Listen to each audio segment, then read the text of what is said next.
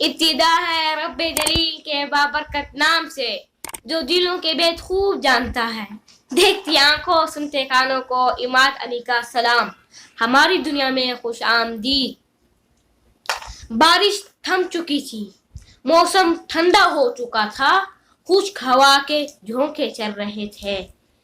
پھٹے ہوئے پرانے لباس میں ملبوس ایک دیوانہ پھٹے ہوئے جوتے پہنے بازار سے گزر رہا تھا کہ ایک حلوائی کی دکان کے قریب سے جب گزرا تو اس حلوائی نے بڑی عقیدت کے ساتھ اسے گرم گرم دودھ کا ایک پیالہ پیش کیا. اس نے بیٹھ کر بسم اللہ الرحمن الرحیم کہتے ہوئے 3 سانسوں میں پی لیا اور الحمدللہ کہتا ہوا آگے چل پڑا. ایک طوائف اپنے یار کے ساتھ اپنے مقام کے باہر بیٹھی ہوئی تھی. بارش ہونے کی وجہ سے گلیوں میں کیچڑ ہو گیا تھا.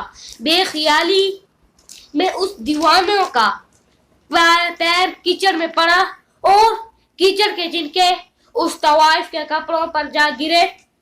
اس کے یار کو بداتوار کو غصہ آیا.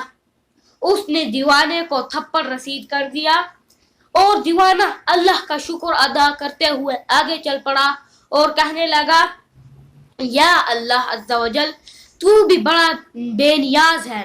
کہیں تو گرم گرم دودھ کا پیالہ پلاتا ہے تو کہیں تھپڑ نصیب ہوتا ہے.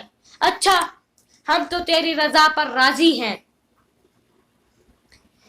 کچھ ہی دیر بعد طوائف کا یار مکان کے اوپر چڑھا. اس کا پاؤں پھسلا, سر کے بل زمین کے نیچے گر پڑا. پھر جب دوبارہ اس دیوانے کا اسی مقام پر گزر ہوا تو لوگوں نے پوچھا کہ اے دیوانے تم نے اس کو بد دعا کیوں دی کہ وہ زمین پر گر پڑا؟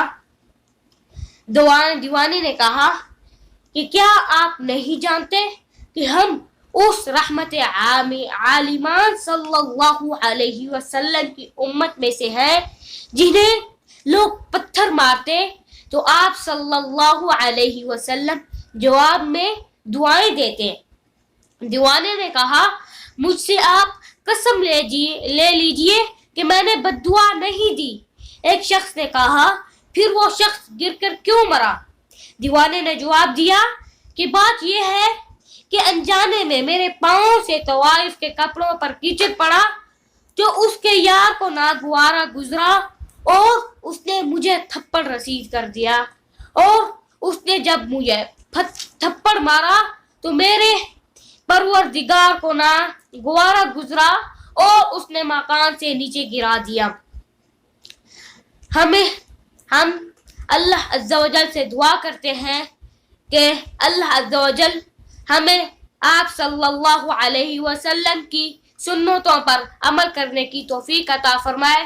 وآخر دعوانا الحمدللہ رب العالمین والسلام علیکم ورحمۃ اللہ وبرکاتہ. آپ کا دوست عماد علی.